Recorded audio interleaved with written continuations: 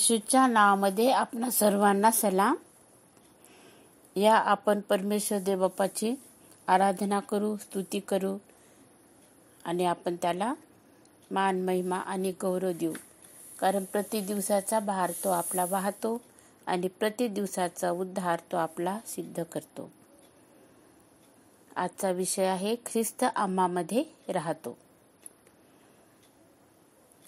वचन जे आहेत ते वचन आपण वाचूया आणि आपल्या जीवनामध्ये आपण खरोखर ह्या वचनांच्या द्वारे आपण अनुभव घेतो, म्हणून आपण परमेश्वर देव बाप्पाची उपकार स्तुती करूया. आपण प्रार्थना करू आणि पवित्र आत्म्याला आपण आमंत्रित करूया आणि हे वचन समजण्यासाठी त्याने आपल्याला मदत करावी. हालेलुया. स्तुती, धन्यवाद होय अनुग्रहकारी दयाळू बापा, आम्ही खरोखर तुझ्याकडे पाहतो.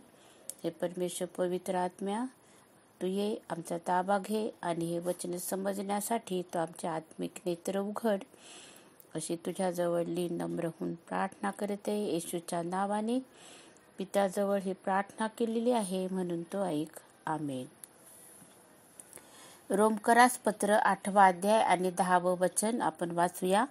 पण ख्रिस्त तुम्हामध्ये असेल तर शरीर जरी पापामुळे मेलेले आहे, तरी आत्मा नीतिमत्वामुळे जीवन आहे. ह्या वचनाप्रमाणे 2 अवस्था आहेत आपल्या. एक आहे ख्रिस्तामध्ये आम्ही मेलेले, पापासाठी आपण मेलेले आहोत आणि आपण नीतिमत्वासाठी आपण जिवंत आहोत. ह्या 2 अवस्था. जर ख्रिस्तामध्ये आम्ही आहे तर, आणि जर आम्ही ख्रिस्तामध्ये नाही तर, हे वचनामुळे आपल्याला स्पष्ट होतं. परंतु आपल्यामध्ये ख्रिस्त आहे म्हणून आपण पापाला मेलेले आहोत. पाप आणि येशू ह्या 2 गोष्टी एकत्र आपल्या जीवनामध्ये राहू शकत नाही.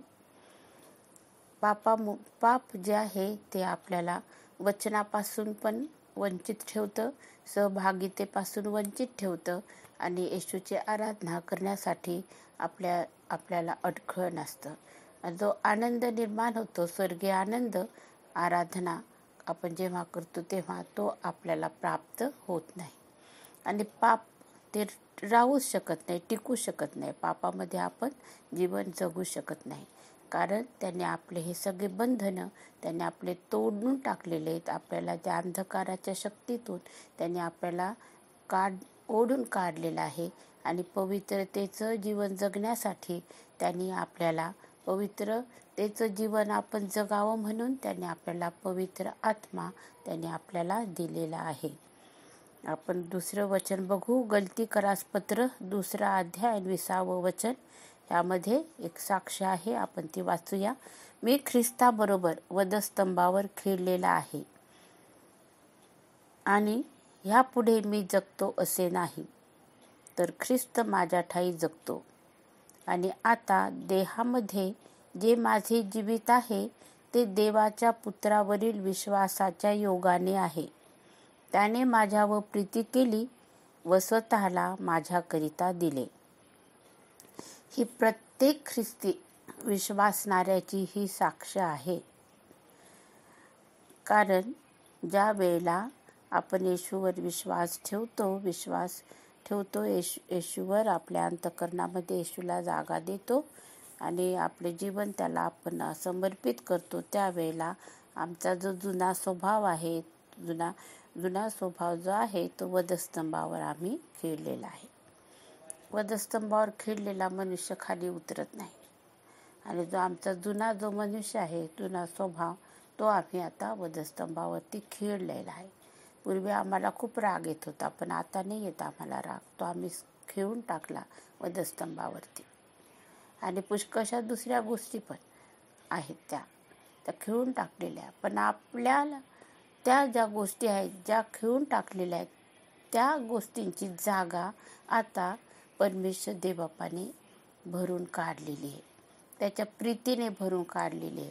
म्हणून त्याचं हे वचन आहे की तुम्ही एकमेकांवरती जर प्रीती केली तर तुम्ही माझे शिष्य आहात हे जगाला दिसून येईल. देवाच्या पुत्रावरील विश्वासाच्या योगाने आहे त्याने माझ्यावर प्रीती केली व स्वतःला माझ्याकरिता दिले. येशूने माझ्यावर प्रीती केली आणि स्वतःला माझ्यासाठी त्याने दिलेलं आहे. आज माझे पण हे आत्मिक जे कर्तव्य आहे किंवा माझं जे मला प्रयत्न करायचे की माझं जीवन मी संपूर्णपणे येशूला देणार आणि त्याच्या वचनाप्रमाणे त्याच्या आज्ञेप्रमाणे मी माझं जीवन हे आपण जगणार आहोत. हालेलुया, स्तुती, धन्यवाद. आपण बघूया दुसरं वचन, इफिसकरास पत्र 3 अध्याय 17 ते 19 वचन आपण वाचूया. ख्रिस्ताने तुमच्या अंतःकरणामध्ये तुमच्या विश्वासाच्या द्वारे वस्ती करावी, यासाठी की तुम्ही प्रीतीत मुळावलेले व पाया घातलेले असे असून तिची रुंदी, लांबी, उंची व खोली किती हे तुम्ही सर्व पवित्र जनासह समजून घ्यावयास व बुद्धीस अगम्य अशी ख्रिस्ताची प्रीती ओळखून घ्यावयास शक्तिमान व्हावे, असे की तुम्ही देवाच्या सर्व पूर्णते इतके परिपूर्ण व्हावे. ह्या ठिकाणी आपल्याला लिहिलं ख्रिस्ताची प्रीती ओळखून घ्यावयास शक्तिमान व्हावे. आपल्याला ख्रिस्ताची प्रीती ओळखून घेण्यासाठी आपल्याला शक्तीची गरज आहे. आपल्याला पवित्र आत्म्याची गरज आहे. आणि कारण ही जी प्रीती आहे ही प्रीती आपल्याला ओळखण्यासाठी ते कृतीमध्ये आपल्याला करावे लागेल. कारण विश्वास पण हा काय कृतीमध्ये, विश्वास पण हा कार्यरत होतो. विश्वास कार्यरत होतो म्हणजेच आपण येशूचे आज्ञेचं पालन करतो आणि येशूची आज्ञा आहे की आपण एक दुसऱ्यांवरती प्रीती करावी. आपण प्रीतीत मुळावलेले व पाया घातलेले असे असून आपला जे ख्रिस्ती जे जीवन आहे, आपलं ख्रिस्ती जे जो आपलं जीवन आपण सुरू करणार आहे त्याचा पाया जो आहे, जे आपण उभारणार आहे ते आपलं जे काम जे आहे आपलं ते त्याचा पाया जो आहे तो प्रीती आहे. ह्या प्रीती जी आहे ही येशूची प्रीती, ही प्रीती कुणाचंच नुकसान करत नाही, कुणाचाच हेवा करत नाही. प्रीतीविषयी ते 1 कोरिन्थ 13:13 मध्ये लिहिलेलं आहे. अगदी त्या वचनाप्रमाणेच ती प्रीती आहे प्रभू येशूची. त्याच प्रीतीने आपलं जीवन पण भरून जाणं गरजेचं आहे. दुसरं आहे कलसेकरास पत्र 1 अध्याय आणि 27 वचन. ह्या रहस्याच्या गौरवाची संपत्ती परराष्ट्रीयामध्ये काय आहे हे आपल्या पवित्र जनांना कळविणे देवाला बरे वाटले. गौरवाची आशा असा जो ख्रिस्त तुम्हामध्ये आहे तो ते रहस्य आहे. आमच्या जीवनामध्ये जे गौरवाची संपत्ती आणि हे आपण समजून घ्यायला पाहिजे.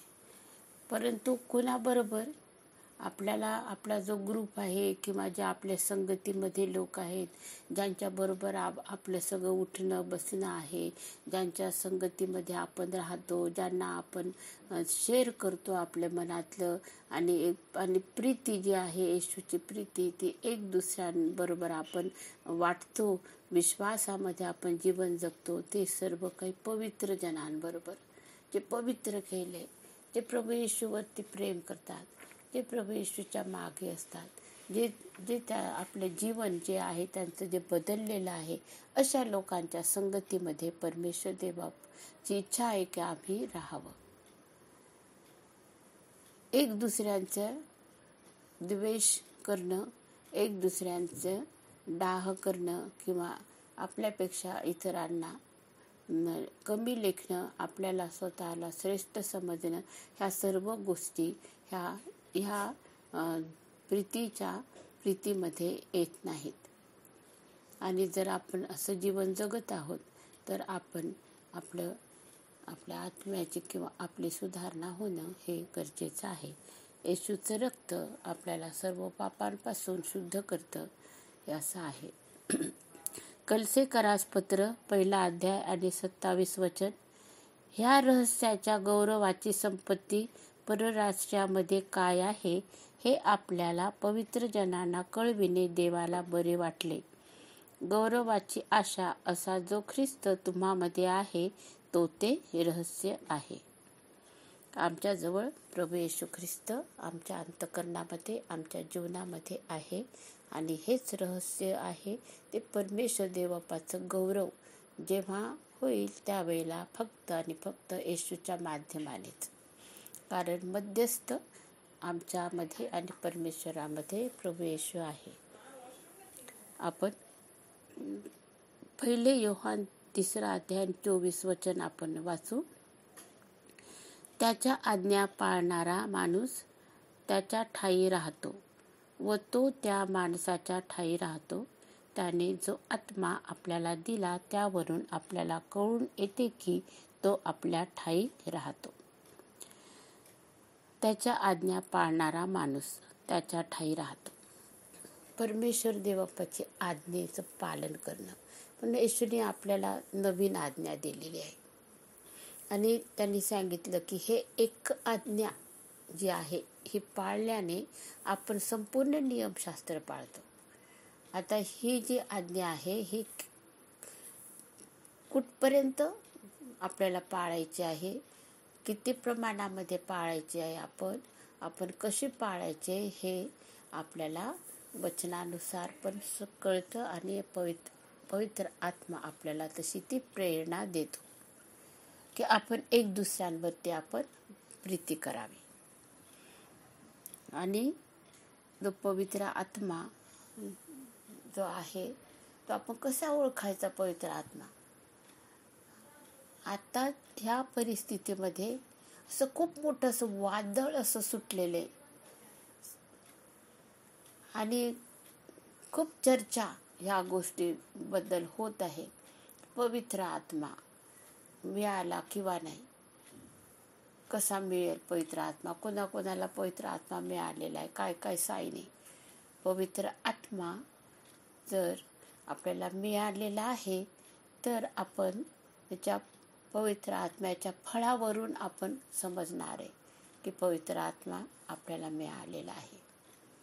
फळ पवित्र आत्म्याच्या आमच्या जीवनामध्ये लादलेले असतात. आनंद, शांती आणि ह्या सर्व गोष्टी आपल्या जीवनामधून दिसून पडतात आणि मग याचा परिणाम काय होतो आमच्या जीवनावर, कसा आपण जीवन जगतो. आपण एक दुसऱ्यांचा आपण पाहुणचार करतो. अतिथ्य प्रेम जे आहे, आतिथ्य करण्यामध्ये तत्पर असतो. आपण आहोत का आपण आतिथ्य करण्यात तत्पर. आणि जे काही आमच्याजवळ आहे ते आम्ही शेअर करतो. दुसऱ्या चांगला सल्ला देणं, फक्त पैसा, कपडे आणि जेवण शेअर करणं हे नाही, परंतु आपण हे पण आहे त्यामध्ये, परंतु आपण आपला वेळ आपण देतो इतरांना, पण त्यांच्यासाठी प्रार्थना करतो आणि ह्या सर्व योजना आपण नवीन आखतो. आम्ही काय गरजवंतांपर्यंत आम्ही कसं पोचणार आहे ह्याचा पण आपण विचार करतो. हे सर्व गोष्टी ह्या करण्यासाठी परमेश्वर देव आपल्याला मार्गदर्शन करतो आणि खरोखर तो परमेश्वर देवबाप आहे ज्याने आपल्यावरती खूप प्रीती केली आणि त्याने हे वचन सांगितलं की ही आमची गरज आहे मनुष्याची. म्हणून सांगितलं मी आपसामध्ये तुम्ही काय करा, प्रीतीने राहा, आपसामध्ये युनिटीने राहा. आज किती मोठी समस्या आहे आपल्यासमोर. घरामध्ये युनिटीची गरज आहे, आपल्या चर्चमध्ये मंडळीमध्ये युनिटीची गरज आहे आणि आपल्या देशामध्ये समाजामध्ये सर्वत्र एकतेची गरज आहे. आणि ही एकता ही घडून आणण्यासाठी पवित्र आत्मा आपल्याला मदत करेल. वचनानुसार जीवन जगण्यासाठी तो मदत करेल. आपण बघूया. प्रगटीकरण 3 आणि 20 मध्ये लिहिलेलं आहे, पहा मी दाराशी उभा आहे व दार ठोकीत आहे. जर कोणी माझी वाणी ऐकून दार उघडील तर मी त्याच्याजवळ आत जाईन व त्याच्याबरोबर जेवीन आणि तो माझ्याबरोबर जेवीन. संगती, फेलोशिप त्याचं उदाहरण आहे की जेवणं, शेअर करणं एक दुसऱ्यांच्या बरोबर. आणि येशू आज आपल्या दाराशी, आपल्या हृदयाच्या दाराशी उभा आहे आणि तो ठोकत आहे. या आज आपण येशूला आमच्या अंतःकरणामध्ये घेऊया आणि त्याच्या संगतीमध्ये आपण वाढूया. आणि जो आनंद, जो शांती आणि जी प्रीती परमेश्वर देवबापाने आपल्याला दिलेली आहे ती आपण इतरांपर्यंत आपण पोचवूया. येशूची शांती तुमच्या आणि माझ्या अंतःकरणामध्ये राज्य करो. आमेन.